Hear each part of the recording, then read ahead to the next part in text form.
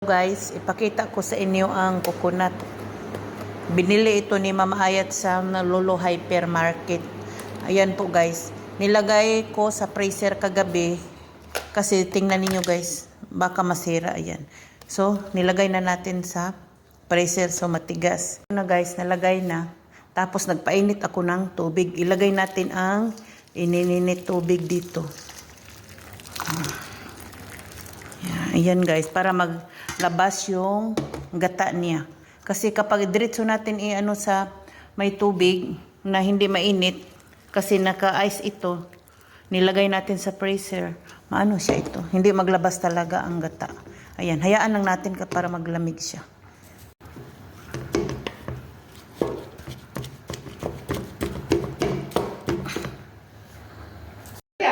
Dito na guys, ayan. Malamig na, pigain na natin. Kita niyo guys. O diba, lumalabas na yung ano niya, yung gata niya.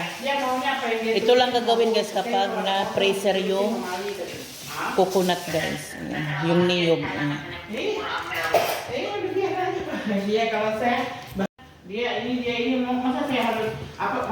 Dia pengen ini saya harus bawain, saya nggak pagi anaknya di sekolah juga nggak istilahnya ada istilahnya nggak ini banget.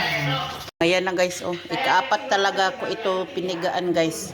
Kasi sayang yung mga ano yung gata niya.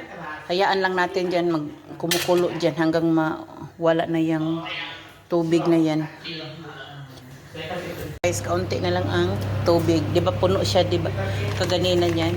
Ilagay natin itong asukal nila. Ang laki-laki ba nito ang asukal? Enti hakot hada nos Mama Ayat asukada? Ah, basada. Dinagdagan ko ng kaunting sugar, guys. Glutinous. Ayan. Bigas na malagkit. Tapos, i-mix natin itong yung bigas na maitim. Yan.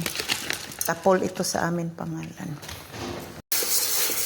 Dito na hugasan na natin. Saingin na natin ito.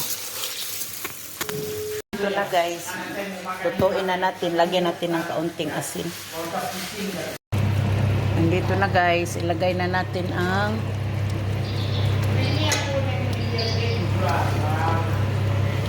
yung pilit. Malagkit. Ayan. Ilagay natin dito. Kaparo. Niluto ng biko guys. Ayan na. Karapetnya diperes.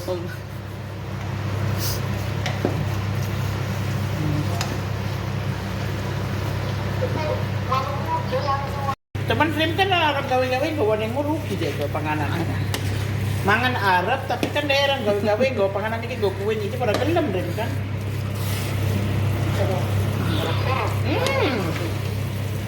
Dia mah gawa ng biko. Dia mangan apa wae free tapi dia yang gawa Tapol jualan ito bawa siya guys. Maitim. Dimix ko kaya. TikTok gawe. Ayan.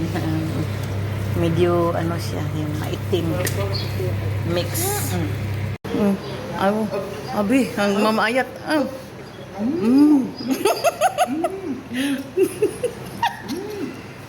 Sarap pag-akil mo ito. Biko. Mantap biko. Yummy. Abi, kasarap na sarapan siya sa biko. Dikit-dikit dito, oh, sarap ito. Naluto na guys. Okay na ito. Ilagay natin dito sa tray.